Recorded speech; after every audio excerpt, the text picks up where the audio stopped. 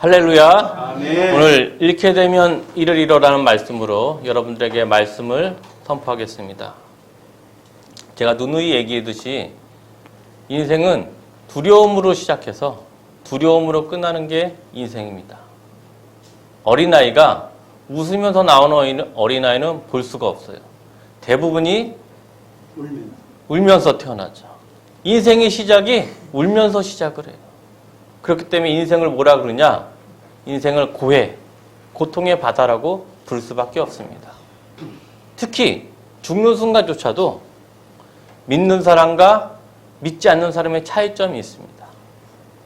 믿는 사람은 하나님의 천사가 영접하게 오기 때문에 영광으로서 죽음을 맞이하지만 예수님을 믿지 않는 자는 두려움에서 떨면서 죽음을 맞이하기 때문에 그 시체조차 두려움에 놀라서 뼈가 굳어서 죽는 경우가 다반사입니다. 제가 말씀드리고 싶은 건 인생이라는 건 두려움이라는 존재와 항상 옆에 있을 수밖에 없습니다.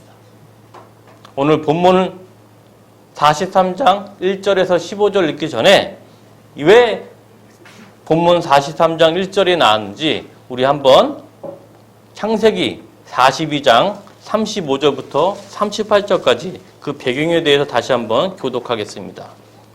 창세기 42장 35절에서 38절 말씀 교독하겠습니다.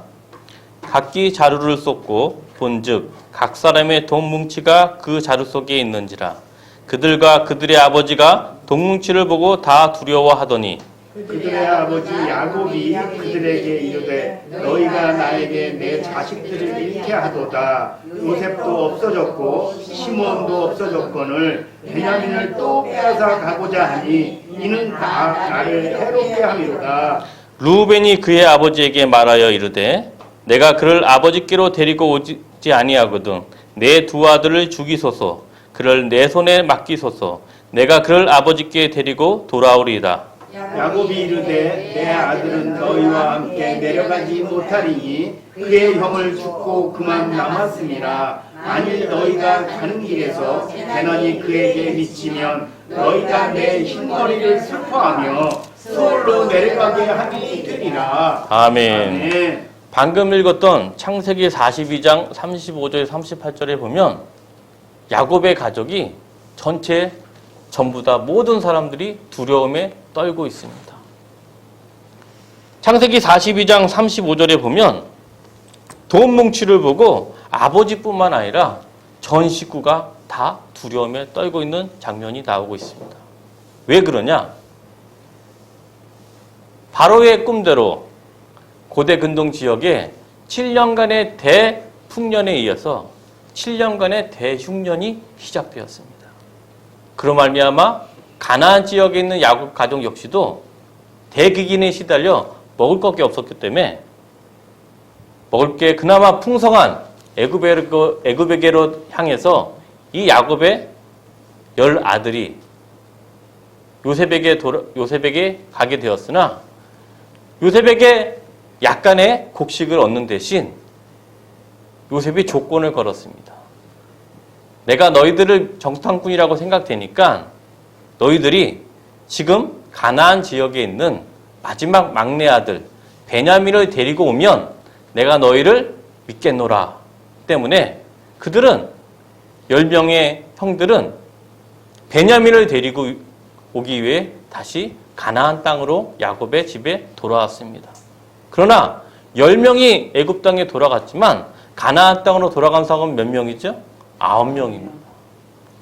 그 나머지 10명 중 다 돌아온 것이 아니라 그 중에 시몬이 인질로 잡혀서 그런 두려움에 가득 차서 아버지 집에 왔는데 아버지 집에서 다시 애굽에서 가져온 곡식을 보니까 그 안에 다시 그들이 드렸던 돈이 그대로 있었습니다. 순간 이들은 두려움에 휩싸일 수밖에 없었습니다. 우리가 영락없이 애굽에서 정탐꾼이라는 낙인을 찍힐 수밖에 없구나. 그뿐 아니라 지금 애굽에 남아있는 시몬은 어떡한가 하면서 경제적인 걱정과 생명에 대한 두려움으로 야곱을 비롯한 모든 식구들이 다 두려움에 떨고 있습니다. 인생이란 게 평상시에 잘하는 사람들도 올림픽 경기나 월드컵에 가면 혹시나 잘못될까 하는 두려움 때문에 어이없는 실수로 인하여 큰 공경에 빠지는 경우가 많습니다. 잘하는 사람도 두려움에 있으면 평범한 플레이조차도 실수하는 경우가 다반사인데, 지금은 문제가 뭐냐? 야곱의 가정에 경제적 굶주림뿐만 아니라 애굽에 있는 나머지 시므온 형제조차도 목숨을 보존할 수 없는 두려움에 휩싸이고 있습니다. 중요한 건 뭐냐면, 한번 트라우마가 있는 사람은 같이 비슷한 게 있으면 연속적으로 도미노의 트라우마에 휩쓸리고 있습니다. 야곱은 20년 전에 요셉이 실종된 사건을 항상 기억하고 있었습니다. 여러분들도 주변에 애완동물인 키우는 사람이 강아지조차 잊어버리면 잠을 잘까요? 못 잘까요? 못 자죠.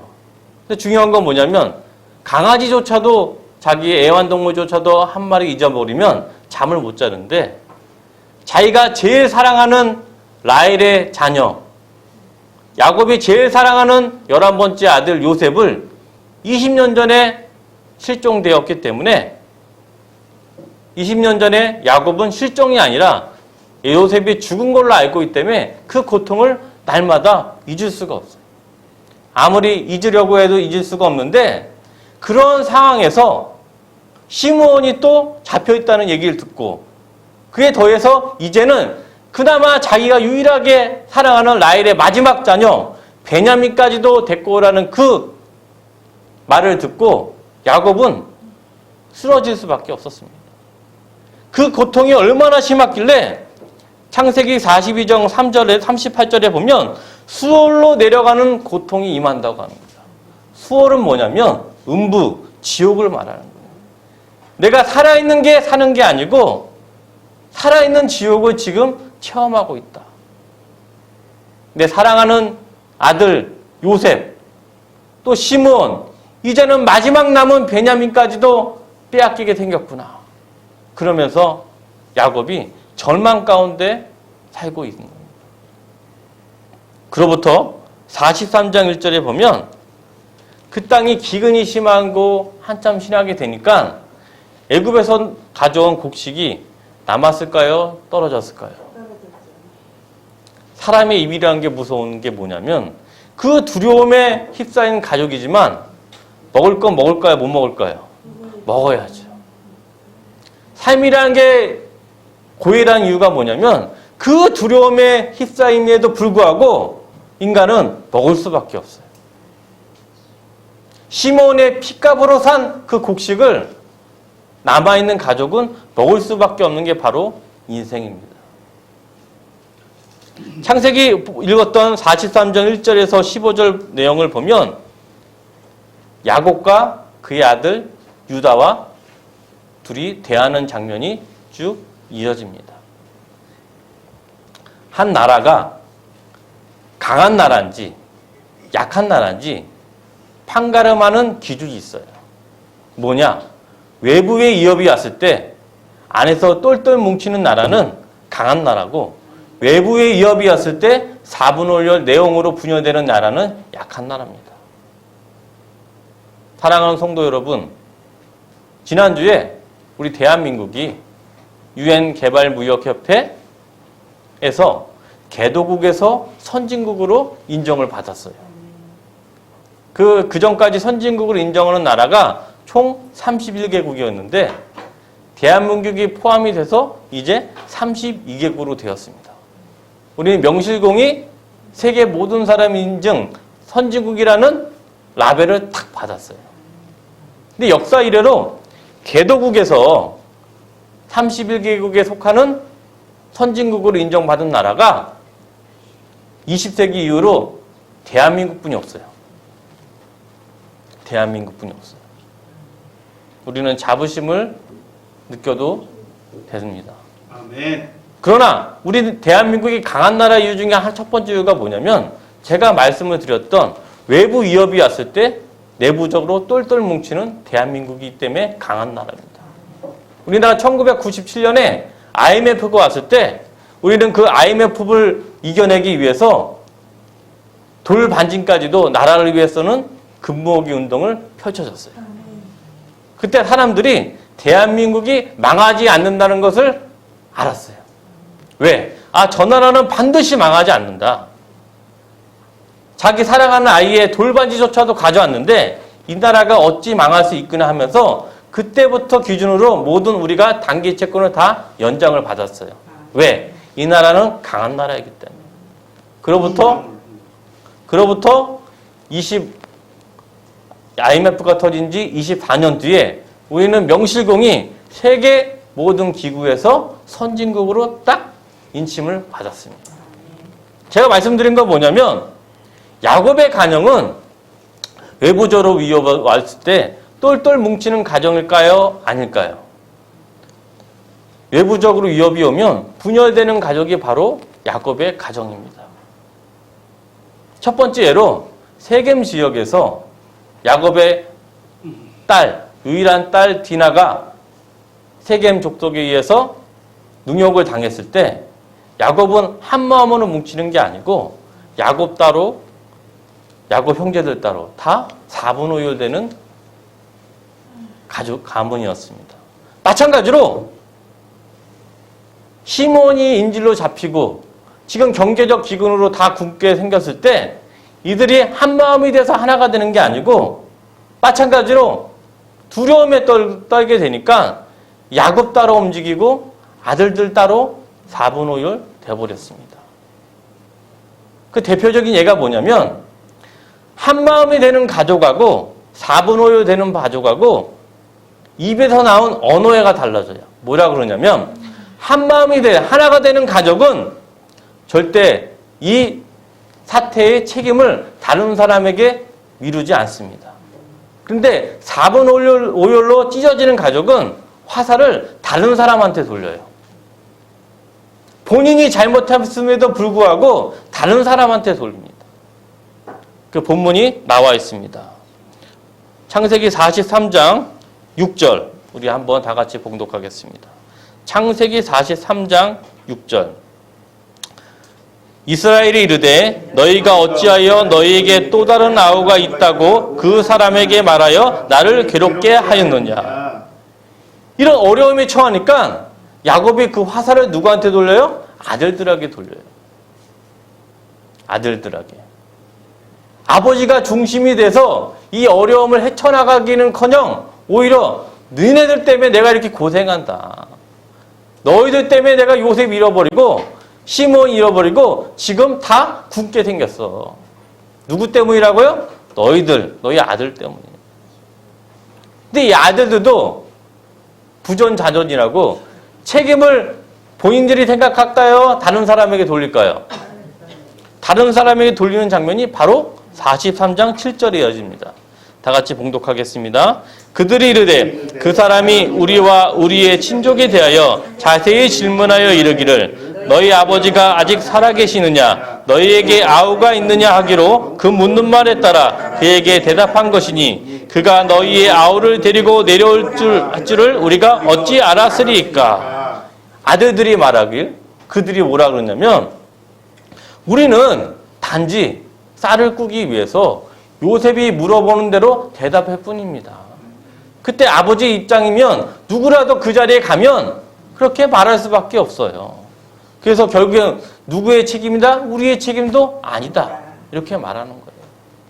근데 중요한 건 뭐냐면 아들들이 논리정연으로 아버지의 주장을 바로 반박을 해버려요. 이런 원리가 똑같이 디나 사건에서 세겜 족속을 다 멸할 때 너희들이 책망할 때 너희들 왜 그러냐? 너희들이 이렇게 악한 행동을 했을 때 아들들이 하는 말이 뭐냐? 시므온이 그럼 우리에게 능력을 당하는 게 이것이 옳은 일이니까 하면서 또 아버지의 반박을 해요. 이 가정은 야곱의 가정은 아버지를 존중하는 가족일까요? 아닐까요? 야곱의 말을 존중이 생각하지 않아요. 그 근본적인 원인은 뭐냐면 야곱이 경륜이 좀 부족합니다. 야곱의 아들들이 12명이 있는데 12명을 장자 중심으로 공평히 사랑해야 되는데 아버지는 장자를 인정하지가 않아요. 왜? 장자 루벤이 결정적인 실수를 저질렀기 때문에. 그리고 장자가 장자로서 역할을 못하고 요셉과 베냐민을 너무나 사랑하기 때문에 다른 이복 형제들이 아버지를 싫어할 수밖에 없습니다. 그러한 야곱의 불화, 여러 가지 원인이 이런 상태에서 외부적인 위협이 몰려오니까 두려움과 경륜 부족으로 이 야곱의 가족이 완전히 바람에 불면 날아가는 게 뭐죠? 콩가루가 되어버렸습니다. 뭉치지가 않아요. 그래서 중요한 게 뭐냐면 그나마 이 남은 아들 중에 리더자가 있어요. 리더자. 그나마 이 사태를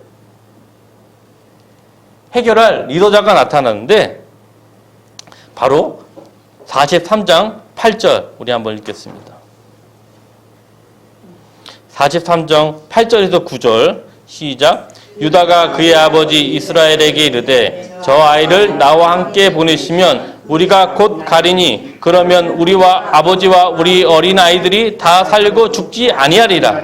내가 그를 위하여 담보가 되오리니 아버지께서 내 손에서 그를 찾으소서. 내가 만일 그를 아버지께 데려다가 아버지 앞에 두지 아니하면 내가 영원한 죄를 지리이다. 아멘. 이때 그나마 유다가 이 사태, 패닉에 빠진 이 사태를 해결할 대책을 합니다. 내가 아버지를 사랑한 것을 알듯이 만약에 무슨 일이 발생하면 이 책임을 다 누구라 진다고요? 내가 지겠습니다. 누가 진다고요? 유다 본인이 지겠습니다. 아버지는 책임을 아들한테 밀고 나머지 아들들은 다 책임이 없다고 하는데 책임을 지고 이 사태를 해결한다고 말하는 사람이 나타나요. 누구죠? 유다. 그나마 해결할 수 있는 플랜을 제시하는 사람이 나타납니다. 여러분, 패닉과 공포가 몰려왔을 때 한 명이라도 깨어있으면 그 한 명이 나머지 사람을 다 인도할 수 있는 게 성경의 원리입니다. 야곱의 11명의 아들들이 있는데 그 중에서 지금 유일하게 본인이 책임지고 내가 이끌겠습니다는 말이 바로 유다가 나타났습니다.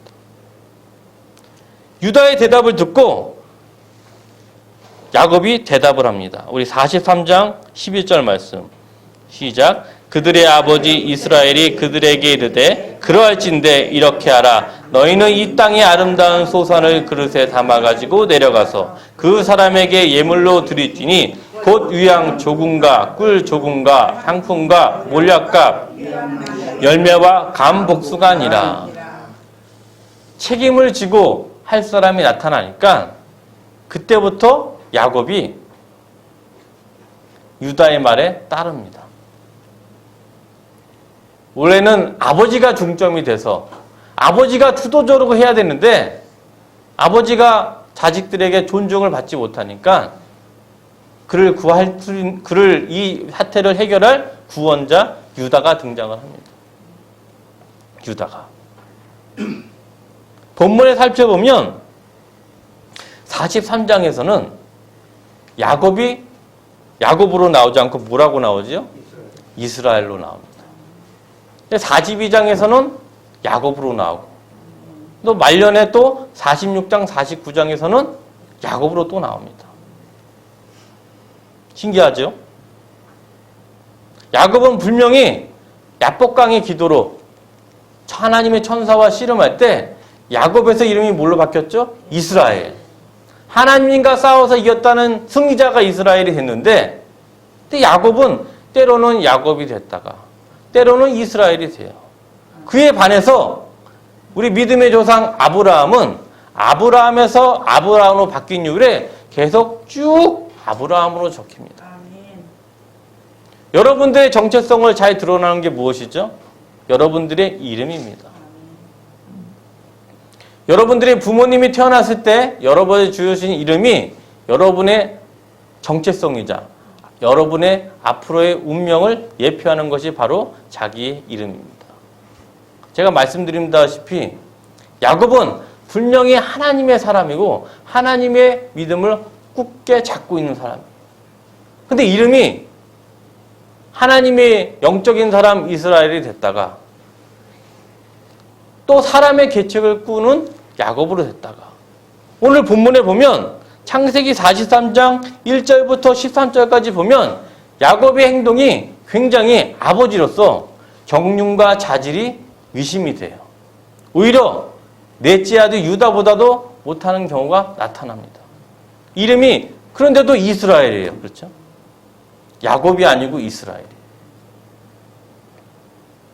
사랑하는 성도 여러분, 야곱이 하나님의 체험을, 하나님의 천사와 체험을 하고 하나님의 천사와 이겨서 이스라엘로 이름이 바뀌었고 하나님의 은혜로 말미암아 에서와 형과 화해를 하고 하나님의 은혜로 말미암아 세겜 사건의 어려움도 이겨냈던 사람이 바로 야곱인데 그런 야곱임에도 불구하고 때로는 이스라엘처럼 살다가 때로는 야곱처럼 사는 게 바로 우리의 자화상이 바로 야곱이라는 인물입니다.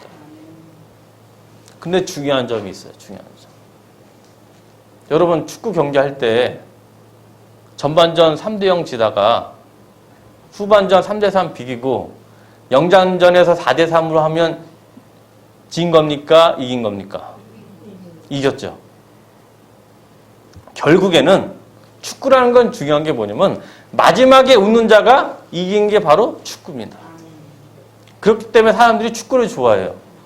지금 2대0, 3대0 지고 나면 역전이라는 게 있기 때문에 마지막에 웃는 자가 축구이기 때문에 때로는 유효 슈팅으로 계속 당하고 있어도 점수를 얻어맞고 있어도 마지막에 이기면 이긴 거예요. 또 어떤 경우가 있냐면 공격에 밀려서 슈팅이 골포스트에 맞는 경우가 허다해서 0대0 계속 가다가 마지막에 우리가 끝날 때 한 번 찬스를 잡아가지고 끝에 이기면 어떻게 되죠? 승리자예요. 그게 바로 축구예요. 끝에서 웃는 자가 이기는 게 바로 축구인데 우리의 인생도 마찬가지입니다. 야곱이 1장부터 13장까지는 43장 1절부터 13절까지 보면 이게 과연 하나님의 믿는 사람인가? 하나님과 싸워 이겼던 이스라엘인가? 의심을 하게 돼요. 그런데 마지막에 웃는 자가 승리자듯이 43장 14절에 보면 야곱의 믿음이 진면목이 나타납니다. 우리 창세기 43장 14절 말씀 우리 한번 보겠습니다. 창세기 43장 14절 말씀 시작. 전능하신 하나님께서 그 사람 앞에서 너희에게 은혜를 베푸사 그 사람으로 너희 다른 형제와 배념을 돌려보내게 하시기를 원하노라. 내가 자식을 잃게 되면 이르리로다. 축구로 말하면 계속 지고 있다가 마지막에 결정적일 때 한 번에 슛을 넣는데 그게 바로 골든골이 되어버렸어요. 야곱의 삶이 제가 말씀드린 바와 같이 때로는 이스라엘로 살다가 때로는 야곱으로 살다가 그럼에도 불구하고 야곱은 하나 꾹 잡고 있는 게 있었어요. 절대 그것만큼은 놓치지 않고 손에 꽉 잡고 있는 게 뭐였어요? 그게 뭐냐? 창세기 28장 20절부터 21절에 나온 베델의 신앙이었어요. 창세기 28장 20절에서 21절 말씀 우리 한번 다 찾아볼까요? 창세기 28장 20절에서 21절 말씀. 야곱의 죽기까지 야곱의 인생 평생 갖고 있는 믿음이 있었습니다. 베델의 믿음. 창세기 28장 20절로 21절 말씀. 찾으셨습니까? 네. 시작. 야곱이 서원하여 이르되 하나님이 나와 함께 계셔서 내가 가는 이 길에서 나를 지키시고 먹을 떡과 입을 옷을 주시어 내가 평안히 아버지 집으로 돌아오게 하시면 여호와께서 나의 하나님이 되실 것이요. 야곱이 베델에서 하늘의 사닥다리에서 천사들이 오르락 내리라는 것을 보고 아, 여기가 하나님이 임재하는 곳이구나. 그래서 하나님께 약속을 했어요. 하나님, 내가 지금 빈손으로 고향에서 도망 나와서 하란 지역에 돌아가는데 그 지역에 갔다가 제가 이 땅 베델로 돌아오게 하면 하나님이 나의 하나님이 된 것을 내가 고백합니다. 임마누엘 신앙을 이때부터 시작을 했어요. 아, 하나님이 지금은 힘들고 어려움에도 불구하고 지금 누가 함께 하신다? 나와 함께 하신다. 임마누엘 신앙을 가지고 있었어요. 야곱이 이스라엘로 영적으로 살다가 또한 세속적으로 장깨 부려도 야곱으로 살다가 오늘 43장 1절에서 13절 같이 또 아버지로서 역할을 못하고 책임을 아들에게 전가하시는 야곱에도 불구하고 43장 14절에 보면 그럼에도 불구하고 야곱이 이 창세기 28장에서 만났던 베델의 신앙을 손에 꽉 잡고 있었어요. 그로 말미암아 뭐라고 합니까? 43장 14절에서 전능하신 하나님께서 그 사람 앞에 너희에게 은혜를 베푸사 너희를 불쌍히 여겨서 시므온과 베냐민을 돌려보내기 원하는데 내가 만약 그렇지 않더라도 내가 자식을 잃게 되면 하나님의 뜻을 생각하고 나는 이르리로다. 이런 고백을 하고 있습니다. 설사 그럼에도 불구하고 나에게 재난이 닥칠지라도 나는 담담히 그 섭리를 받아들이겠다. 이 말씀이 뭐라고요? 이를 잃게 되면 이르리로다. 이런 고백, 베델의 신앙을 야곱이 꼭 잡고 있었습니다. 그게 결정적인 차이점이에요. 이런 신앙을 야곱만 가진 게 아니고 구약에 또 한 사람이 나옵니다. 우리 볼까요? 에스더 4장 13절에서 17절 말씀입니다. 에스더 4장 13절에서 17절 말씀.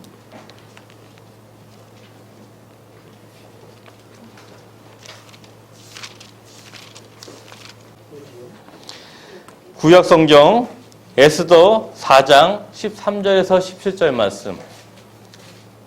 4장 13절에서 17절 말씀입니다. 구약 성경 753페이지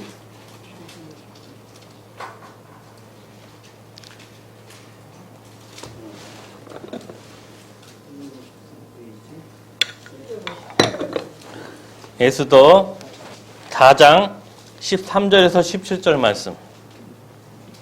찾으셨습니까? 네. 자, 그럼 교독 드리겠습니다.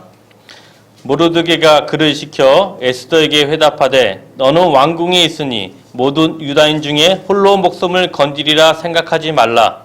이때 내가 만일 잠잠하여 말이 없으면 유다인은 나를 말미암아 노인과 부모를 어기려니와 너와 내 아버지 집을 멸망하리라. 내가 왕의 자리를 얻은 것이 이때를 위함이 아닌지 누가 알겠느냐 하니 에스더가 모르드게에 회답하여 이르되 당신은 가서 수산에 있는 유다인을 다 모으고 나를 위하여 금식하되 밤낮 사비를 먹지도 말고 마시지도 마소서. 나도 나의 시녀와 더불어 이렇게 금식한 후에 규례를 어기고 왕에게 나아가리니 죽으면 죽으리다 하니라. 아멘. 에스더가 이 당시 이스라엘 백성들은 페르시아에 사는 시민이었어요. 그런데 하만이라는 사람이 이 이스라엘 유다 사람들을 다 몰살시키려는 계획을 꾸몄어요. 그런데 이 몰살시킬 계획을 해결할 수 있는 방법은 황후 에스더뿐이 없었어요.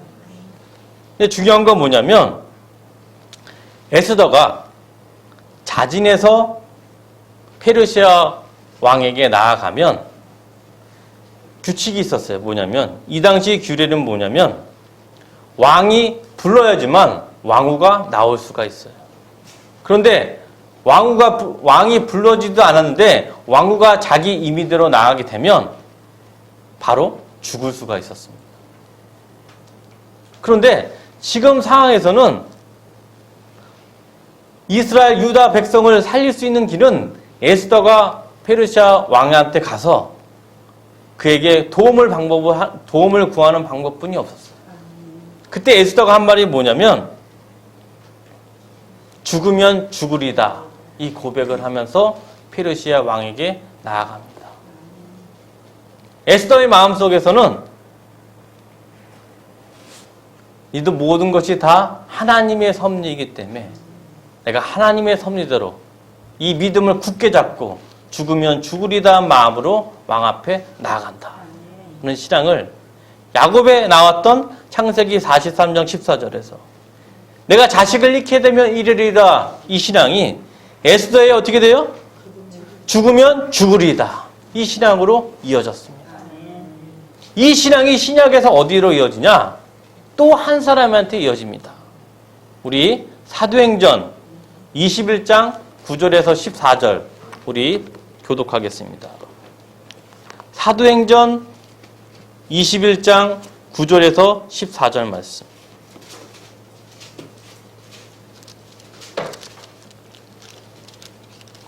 사도행전 21장 9절에서 14절 말씀 찾으셨습니까? 네. 교독하겠습니다. 그에게 딸 넷이 있으니 처녀로 예언하는 자라.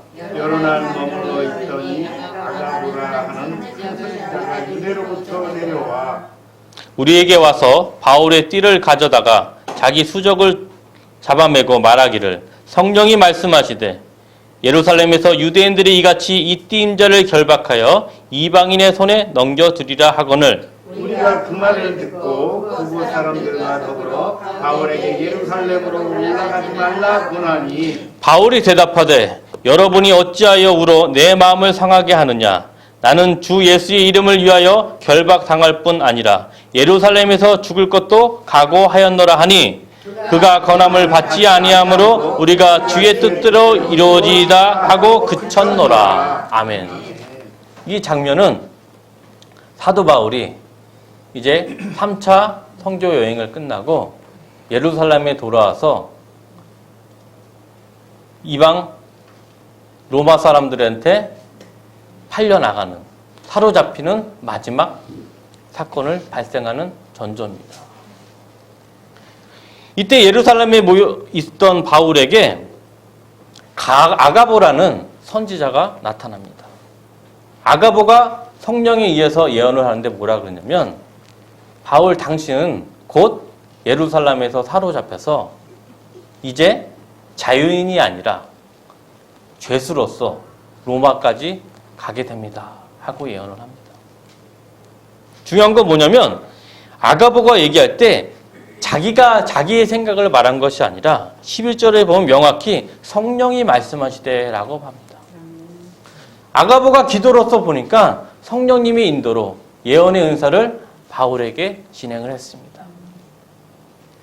인간적으로 보면 이런 성령의 예언에 있을 때 보편적으로 그러면 잡을 것 동안 기다릴 거예요? 아니면 빨리 피할까요? 빨리 피하는 게 일반적인 경우인데 바울은 의외의 말을 하게 됩니다. 21장 사도행전 21장 13절에서 뭐라 그러냐면 바울이 말하기를 주 예수의 이름을 위하여 결박당할 뿐만 아니라 예루살렘에 죽을 것도 각오하였노라 하고 말합니다. 사도 바울은 내가 예루살렘에서 결박당한 것도 하나님의 섭리가 있다. 이 섭리 속에서 하나님의 역사를 이룰 것을 굳게 믿고 있었습니다. 그렇기 때문에 14절에서 뭐라 그러냐면 이 모든 것이 다 주의 뜻대로 이루어지다 하고 사람들에게 고백을 합니다.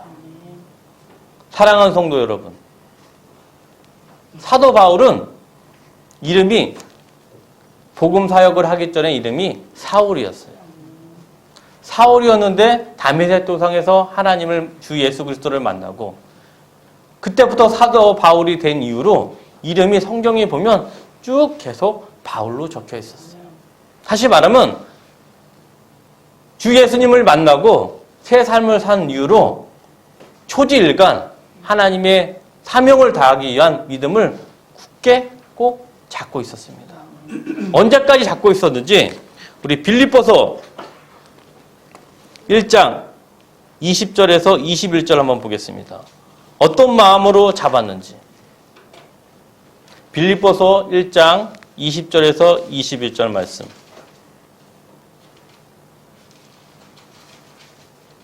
찾으셨습니까? 시작. 나의 간절한 기대와 소망을 따라 아무 일이든지 부끄러워하지 아니하고 지금도 전과 같이 온전히 된대하여 살든지 죽든지 내 몸에서 그리스도가 존귀하게 되려 하나니 이는 내게 사는 것이 그리스도니 죽는 것도 유익함이라. 사도 바울은 이 죽음조차 하나님의 섭리 안에서 하나님의 역사를 위한 유익이라고 생각을 했습니다. 그렇기 때문에 결코 아가보가 예루살렘에서 결박당해서 죽음의 위협이 있다고 경고를 할지라도 사도 바울은 죽을 각오로 했습니다. 창세기 43장 14절에서 야곱이 내가 자식을 잃게 되면 이러리로다. 에스더 4장에서 에스더가 죽으면 죽으리다 이 고백이 바울의 고백, 내가 죽는 것도 유익함이라, 이런 고백으로 이어지고 있습니다. 중요한 건 뭐냐? 인생에 살면서 사도 바울처럼 초질간 믿음을 굳게 잡고 완벽하게 예수님의 사역자로 사는 사람은 그렇게 흔하지가 않아요. 사랑하는 성도 여러분, 대부분의 사람들이 때로는 야곱처럼 이스라엘로 살다가 때로는 세상의 유혹에 물려쳐 야곱에서 살다가 이스라엘, 야곱, 이스라엘로 사는 사람들이 대부분입니다. 근데 중요한 건 뭐냐? 야곱은 이스라엘의 12지파의 조상이 됐어요. 이렇게 창세기 43장 오늘 읽었던 1절에서 15절 말씀처럼 야곱이 아버지로서의 역할도 못하고 책임을 아들에게 전가시키는 비열한 사람 야곱에도 불구하고 야곱이 마지막까지 꼭 붙들고 있는 게 뭐라고요? 창세기 28장에 나온 베델의 신앙만큼은 결코 버리지 않았어요. 우리 디모데후서 4장 7절, 8절 한번 읽겠습니다. 디모데후서 4장 7절, 8절 말씀.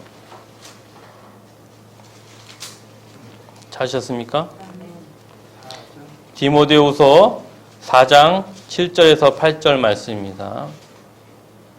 우리 다 같이 봉독하겠습니다. 나는 선한 싸움을 싸우고 나의 달려갈 길을 마치고 믿음을 지켰으니 이제 후로는 나를 위하여 의의 면류관이 예비되었으므로 주 곧 의로우신 재판장이 그날에 내게 주실 것이요 내게만 아니라 주의 나타나심을 사모하는 모든 자에게 도니라. 사도 바울은 디모데후서 4장 7절 8절이 마지막 유언입니다. 마지막으로 고백하는 디모데에게 편지를 쓰면서 디모데에 있는 교인에게 고백하는 말씀이 중요한 게 뭐냐면 나의 달려갈 길을 마치고 나는 믿음을 지켰다. 이 믿음을 지켰다는 말이 뭐냐면 원어적으로 보면 손에 꽉 쥐고 있었다는 거예요. 야곱이 베델의 신앙, 때로는 인간의 장깨를 쓰고 때로는 책임을 전가시키는 야곱이었지만 손에는 항상 하나님이 나와 함께 하시다는 임마누엘의 믿음을 끝까지 지켰어요. 그것 때문에 야곱은 창세기 43장 14절에서 내가 이렇게 되면 이르리로다 이 고백을 할 수가 있었습니다. 사랑하는 성도 여러분, 누구나 다 사도 바울처럼 살고 싶어요.